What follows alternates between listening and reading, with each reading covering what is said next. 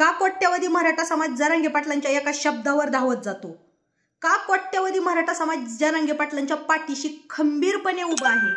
ह्याचं जिवंत उदाहरण म्हणजे काल परवाजी नागपूरमध्ये शेतकऱ्यांसाठी आंदोलन झालं आणि त्या आंदोलनकर्ते कोण होते माहिती आहे? शेतकऱ्यांचेच पुत्र जे नेते बनलेले आहेत, जे आमदार खासदार बनलेले आहेत ते होते. माझ्या शेतकरी बांधवांनी ह्या आमदार खासदार जी नेते लोक आहेत त्यांना फुल सपोर्ट केला.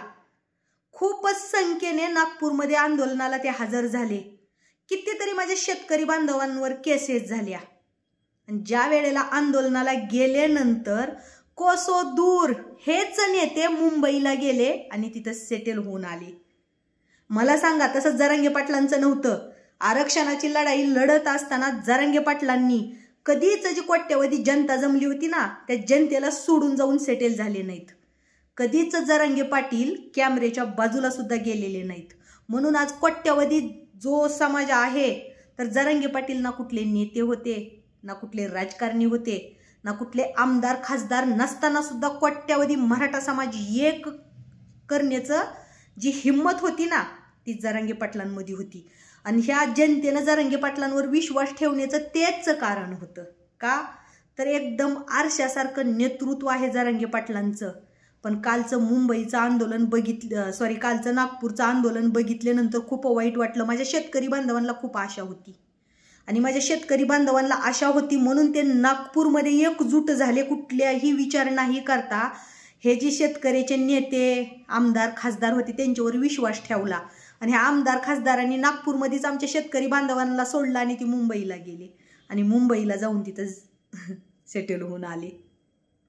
तसं कधी जरांगे पाटलांनी केलेलं नाही. आणि मी माझ्या शेतकरी बांधवांना एक विनंती करते कळकळीची, आत्ता बी जर तुम्हाला न्याय पाहिजे असेल, आत्ता बी जर तुम्हाला तुमच्या हक्काची लढाई लढायची असेल, तर त्यासाठी आपल्याला जरांगे पाटलांनाच पुढाकार दिला पाहिजे. कारण जरांगे पाटलांचं नेतृत्व म्हणजे हिऱ्यासारखं आहे बरं का. काय म्हणतात ना, 100 नंबरी सोन आहेत जरांगे पाटील.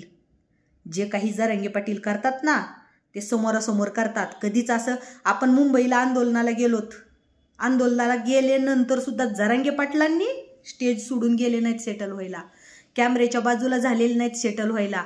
आता माहीत नाही ह्या नेत्या लोकांनी किती पैसे घेतले सेटल होण्यासाठी. अरे ह्या नेत्याच्या मागं एकजुटीनं आमचे शेतकरी बांधव उभे राहिले होते. पण नेत्यांनी मात्र विश्वास तोडला बरं का माझ्या शेतकरी बांधवांचा. परत एकदा त्यांच्या तोंडातला घासही राहून घेतला. म्हणून मी माझ्या शेतकरी बांधवांना विनंती करते की जेव्हा जरांगे पाटील आंदोलन करतील ना, जेव्हा जरांगे पाटील पुढाकार घेतील ना, त्याच वेळेला आपलं काम सक्सेस होणार आहे, यशस्वी होणार आहे. कारण आणखीन 2 दिवस जर हे नागपूरचं आंदोलन माझे मराठी बांधव तिथून हल्ले नसते ना, आणि हे नेते बी जर हल्ले नसते, तर सरकार ना पायावर लोळत आला असता शेतकरी बांधवांच्या. पण नाही, नेत्याला स्वतःचे घर भरायचे होते, नेत्याला स्वतःचं राजकारणाची पोळी भाजायची होती. म्हणून त्यांनी नागपूरला आंदोलन उभं केलं आणि आंदोलनातून ती कोसो दूर मुंबईला गेले आणि सेटल होऊन आले. आणि आमचे शेतकरी बांधव नागपुरात राहिले. कितीतरी शेतकरी बांधवांवर केसेस झाल्या. भले जरांगे पाटलांनी आंदोलन उभं केलं तर आरक्षणासाठी, त्याच्यात बी केसेस झाल्या. पण त्या महागारी घ्यायची सुद्धा मागणी जरांगे पाटलांनी करून त्याचं सुद्धा सरकारकडून हे करून घेतलेलं आहे. म्हणून फक्त एकच सांगायचंय, जरांगे पाटलांसारखं नेतृत्व होणे नाही.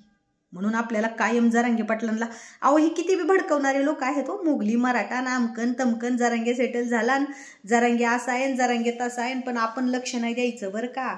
जरांगे पाटलांसारखा माणूस नाही. कालच्या गोष्टीवरून, हे शेतकरी बांधवांच्या आंदोलनावरून तुमच्या लक्षात आलं असेल, नागपूरला झालेल्या आंदोलनात जी पुढारी लोक नेते लोक गेले ना, ती शेतकऱ्याचेच नेते लोक होते बरं का.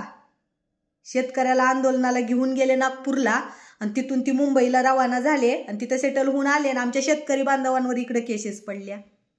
म्हणजे विचार करा, स्वतःच्या स्वार्थासाठी ही नेते कुठल्या स्तराला जाऊ शकतात. आत्ता तरी माझ्या शेतकरी बांधवांनी सावध झालं पाहिजे. कारण मध्ये जेव्हा जरांगे पाटलांनी काही लोक उभे केले नाहीत ना इलेक्शनसाठी, तेव्हा कितीतरी वेळा जरांगे पाटलांवर बोटं उचलण्यात आले की हे उमेदवारीला माणसं का उभे केले नाहीत, अमकं झालं तमकं झालं, शरद पवारांच्या म्हणण्यावर नाचतात. पण नाही, जरांगे पाटलांच्या रक्तामध्ये खोटं नाही. जी काय आहे समोरासमोर आहे. जरांगे पाटलांनी आरक्षणाची लढाई उभी पण केली आणि तिचा शेवट पण केला बरं का. हारले नाहीत. किती लोकांनी ट्रोल केलं, किती बुंकायला कुत्रे सोडले गेले. अरे आपण आंदोलनाला गेलं तर आपलं अन्न पाणी सुद्धा बंद केलं त्या लोकांनी, तरी पण जरांगे पाटलांनी हार मानली नाही. कितीतरी आरोप केले गेले तरी सुद्धा पाटलांनी हार मानली नाही. म्हणून आता सुद्धा जर शेतकऱ्याचे नेते म्हणून कुणाला पुढाकार द्यायचा असेल तर जोपर्यंत आपण जरांगे पाटलांना ह्या गोष्टीचा पुढाकार देत नाहीत ना, तोपर्यंत आपल्या शेतकरी बांधवांना न्याय मिळणार नाही. कारण न्याय मागण्यासाठी जो नेता उभा असतो ना, तो नेता एकनिष्ठ, खंबीर आणि निस्वार्थी असणं खूप गरजेचं आहे. आणि ते सगळे गुण आपल्या जरांगे